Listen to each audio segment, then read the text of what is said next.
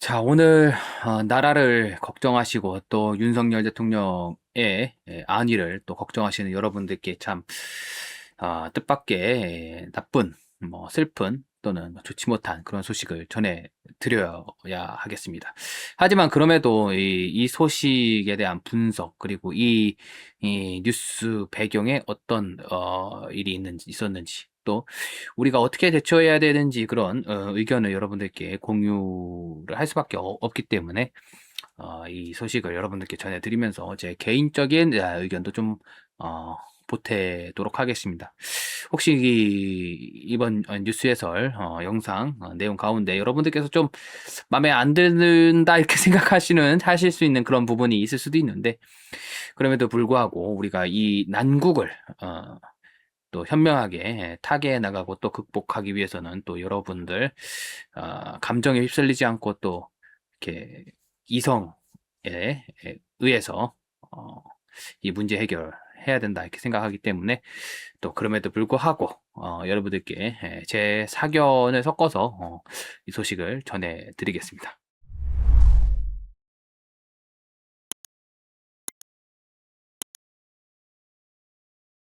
무슨 소식이 있냐? 여러분들께서도 오늘 뉴스를 보셔서 아실 겁니다. 이제 공직선거법 위반 혐의로 윤석열 대통령이 오늘 1심에서 징역 1년 6개월의 집행유예가 선고가 됐는데요.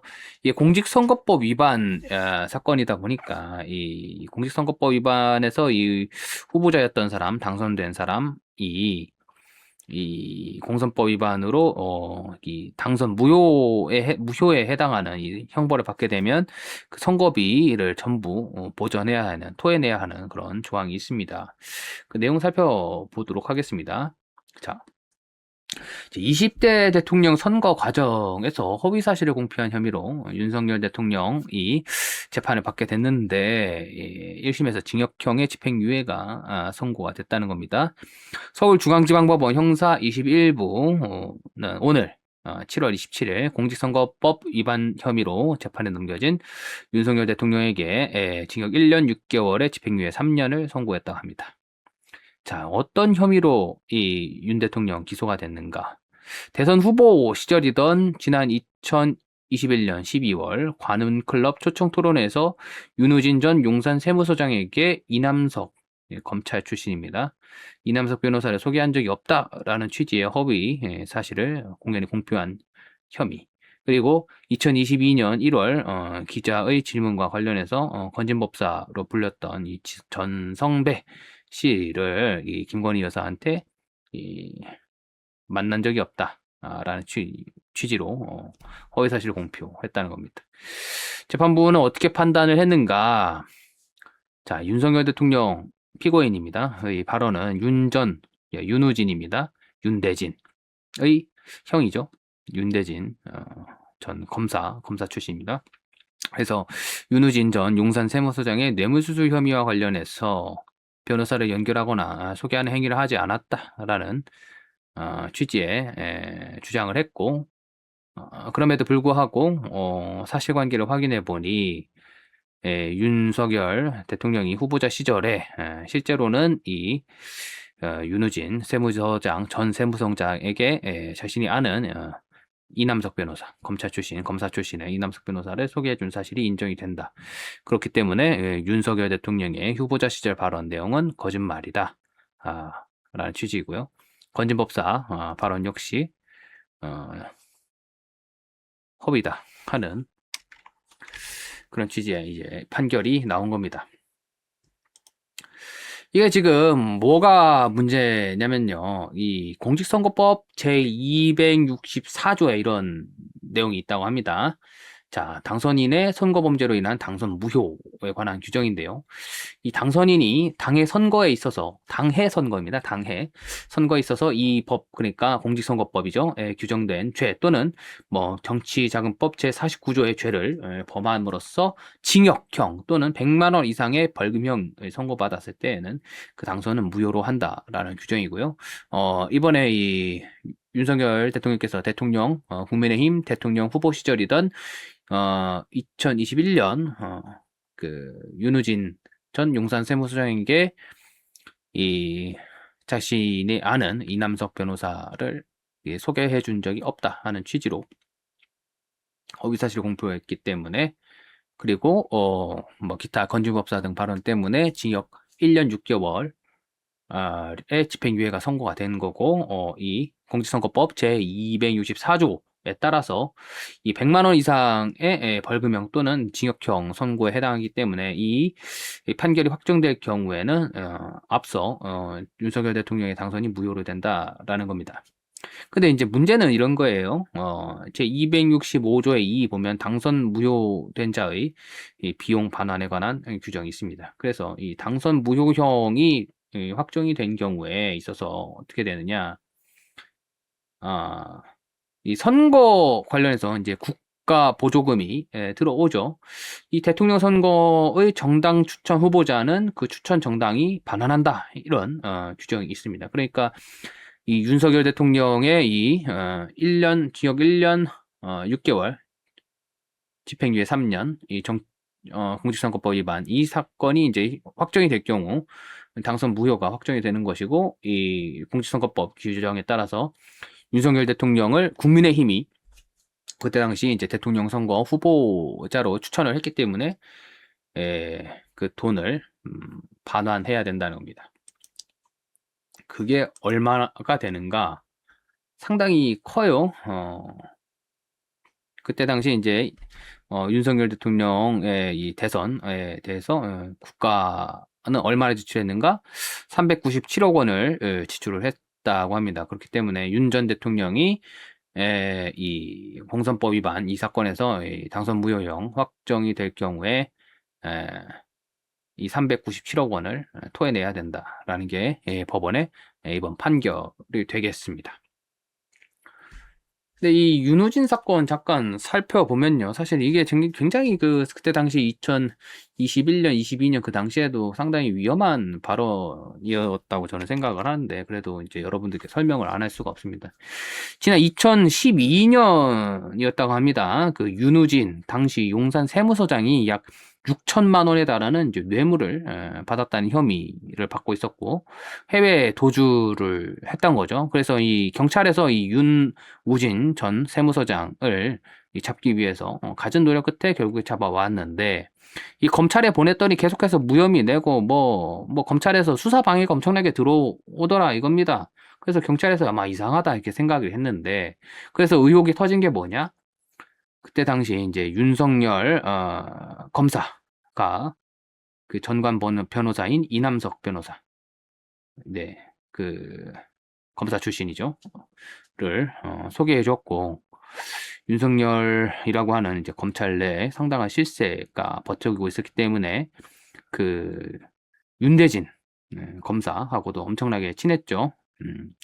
그래서 윤석열 대통령 그때 당시 검사와 윤대진 검사의 관계, 그리고 윤대진이 바로 윤우진의 동생이다 하는 그런 혈연 관계 등을 고려해서 검찰에서 이것을 제대로 수사하지 못하게 방해했다 하는 그런 의혹이 되겠습니다. 그래서 사실 이게 이제 윤석열 대통령이 이 검찰총장 청문회를 받을 때도 이게 상당히 이제 문제가 돼가지고, 참 공수교대라고 할까요? 그때 당시 이제 국민의힘에서 윤석열 대통령에 대한 엄청나게 이제 공격을 했었는데,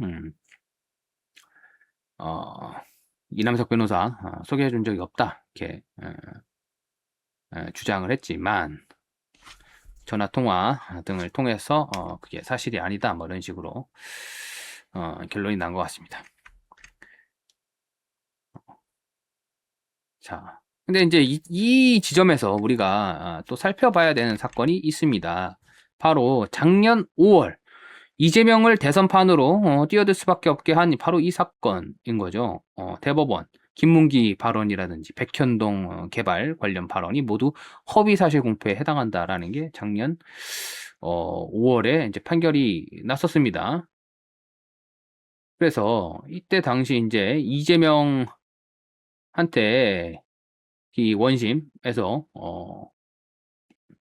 무죄를 선고했었지만, 대법원에서는 이 원심에 서울고등법원에 완전히 이상한 이상한 판사들이죠. 이상한 판사들이 막 말을 꼬우고 이렇게 꼬고 저렇게 꼬고 해가지고 논리를 비틀어가지고 무죄 판결을 해놨는데 참 이 막판 대선 막판 레이스 앞에서 이 작년에 이 이재명한테 대법원이 결국 유죄 취지의 판결을 선고를 했습니다. 이것도 마찬가지로 이 이재명의 이 발언 내용이 상당히 세기 때문에 이것도 제가 봤을 때는 징역 최소 벌금 100만 원 이상은 나오고 뭐 징역형의 집행유예까지도 가능한 그런 내용의 발언이었던 거죠. 어떤 내용이냐? 뭐 김문기 뭐 나는 김문기 모른다 골프 친 적 없다 뭐 이런 취지죠.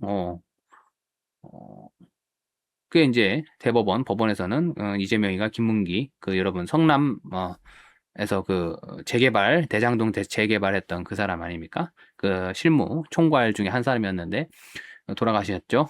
김문기 씨 관련 발언이 전부 거짓말이었다 하는 그런 판결을 냈습니다. 그런데 참 야속합니다. 사실은 이 선거 재판이라는 거는 금방금방 시간이 짧거든요. 뭐 6개월, 뭐 내지 6개월, 뭐 이런 식으로. 그래서 금방 이 공직선거법 위반 사건은 금방금방 이제 판결을 내줘야 하는데도 불구하고 이 하급심의 판사들이 어떻게 보면 개개인 거죠. 상당히 오랜 기간 재판을 하고 또 그마저도 이상한 논리를 짜맞춰가지고 무죄를 선고하고 하는 바람에 이재명이 사실은 이전에 이재명에게 백현동 이 관련 발언이라든지 김문기 관련 발언이 이재명한테 진작에 유죄가 선고가 됐더라면 이재명이는 대선에 나올 자격조차 얻지 못했을 거예요. 그런데도 불구하고 판사들이 상당히 배려를 해준 거다. 결과적으로는 그렇게 평가할 수밖에 없습니다.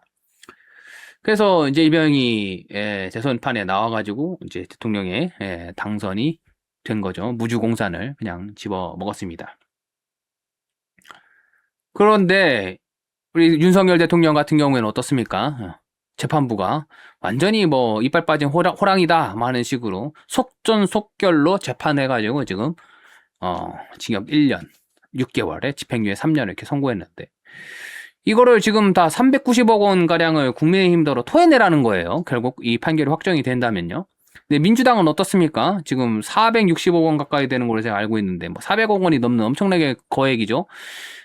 지지난 대선에서 거짓말했던 거가 그런 선거 비용을 보전을 해야 되는데 지금 민주당이 지금 청와대도 집어먹었고 국회도 절대 다수를 차지하고 있는 상황에서 이 법원이 이런 식으로 편파적으로 재판을 해온 결과 말하자면 국민의힘은 지금 파산 직전으로 몰아놨고 이재명은 민주당은 떵떵거리면서 말도 안 되는 이런 철권 통치를 하도록 이 판사들이 어떻게 보면 결과적으로 도움을 준 거다. 그런 상황입니다. 우리는 이런 굉장히 이제 불공평하고 불공정한 그런 상황이 아닐 수 없는데 이재명에 대해서 빨리빨리 판결을 해줬더라면 이재명이 과연 또는 민주당이 과연 지금과 같은 세를 얻을 수 있었을까 의문인데 그래서 사실은 제가 이제 민주당과 국민의힘 양당에다가 제안을 하나 하고 싶은 거죠.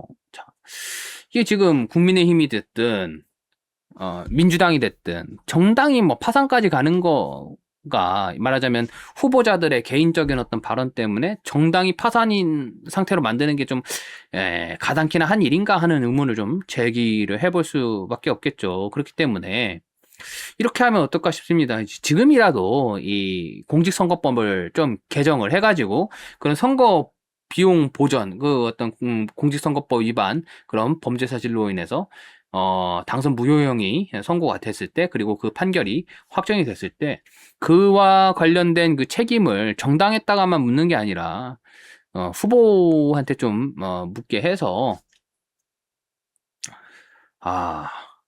좀 정당이 그 후보자들 개인의 어떤 개인 플레이까지 다 책임을 지게 하는 거는 좀 과하지 않은가 해서 양당이 좀 합의를 해서 공직선거법을 좀 개정을 하는 게 좋지 않을까 하는 제 개인적인 생각을 하고요. 참, 이 법원이 이렇게 말도 안 되는 재판 진행, 완전히 불공평하고 불공정한 재판 진행. 이재명한테는 기회를 주고 완전히 윤석열은 난도질해버리는 이런. 참, 이 판사들이 자기들의 권한을 어떻게 보면 남용을 해서 이런 불공평한, unfair한 결과를 만들어내고 있는 거 아닌가 하는 그런 비판을 할 수밖에 없습니다. 그래서 자, 오늘은 이렇게 참 쉽지 않은 사건, 어려운 사건 여러분들께 소식을 전해드리게 됐는데요. 윤석열 대통령이 좀 항소 이해할 수 없다 해서 이번 1심에 이제 항소 의사를 곧 밝혔다고 합니다. 근데 과연 이 녹음 파일이라든지 이런 게 존재하는 상황에서 이게 항소심 간다고 해서 과연 뒤집어질까 하는 제 개인적인 판단입니다. 그렇기 때문에 이제 뭐 민주당도 파산하는 거 맞고 또 국민의힘도 파산하는 거 맞고 또 두 당이 좀 의견을 모아가지고 공직선거법을 지금이라도 개정을 하면 완전히 파국으로 나아가는 이런 사태는 좀 막을 수 있지 않을까 하는 게 제 생각이고 또 제안이기도 합니다. 여러분께서는 어떻게 생각하시는지요? 이번 판결과 관련해서 윤석열 대통령 변호인단은 다음과 같은 입장을 발표했습니다. 윤석열 대통령의 법률 대리인단은 오늘 공직선거법 위반 1심 판결을 매우 유감스럽게 생각하며 사실인정과 공직선거법상 허위사실 공표죄의 법리 적용에 중대한 오류가 있다고 보고 있습니다. 우선 윤우진 변호사 소개 부분은 객관적 증거와 당시 관계자들의 일관된 진술에 비추어 볼 때 윤 전 대통령이 윤우진에게 직접 변호사를 소개한 사안으로 볼 수 없습니다. 당시 변호사 선임은 윤우진의 동생인 윤대진을 중심으로 이루어진 것이며 윤 대통령은 당시 단지 자신이 소개한 것으로 하여 연락해도 된다라는 취지의 말을 했을 뿐입니다.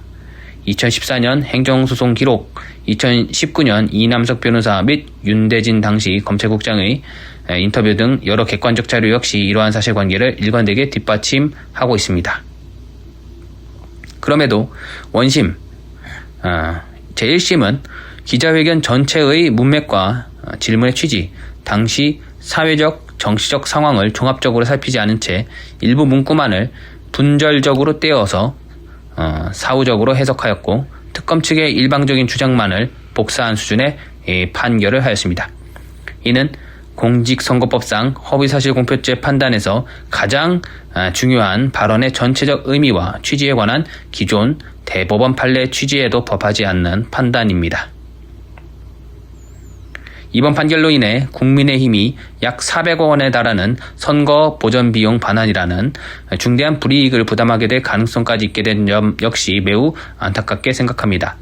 이러한 막대한 법적 효과는 더욱 엄격한 사실 인정과 신중한 법리 판단을 전제로 하여야 하며 발언의 일부 표현만을 독립적으로 해석해서 도출될 결과는 결코 아닙니다. 법률 대리인단은 항소심에서 원심의 사실 오인과 법리 오해를 충실히 다투어 객관적 증거와 당시 발언의 정체적 맥락을 다시금 충분히 밝혀 추후 항소심 재판부가 기존 대법원 판례와 공직선거법의 취지에 따라 이 사건을 종합적, 객관적으로 심리할 수 있도록 최선을 다하겠습니다. 2026년 7월 27일 윤석열 전 대통령 법률 대리인단. 여러분, 이 판결에서 윤석열 대통령의 법률 대리인단이 열심히 싸워서 값진 승리 거둘 수 있도록 많은 관심과 후원 부탁드립니다.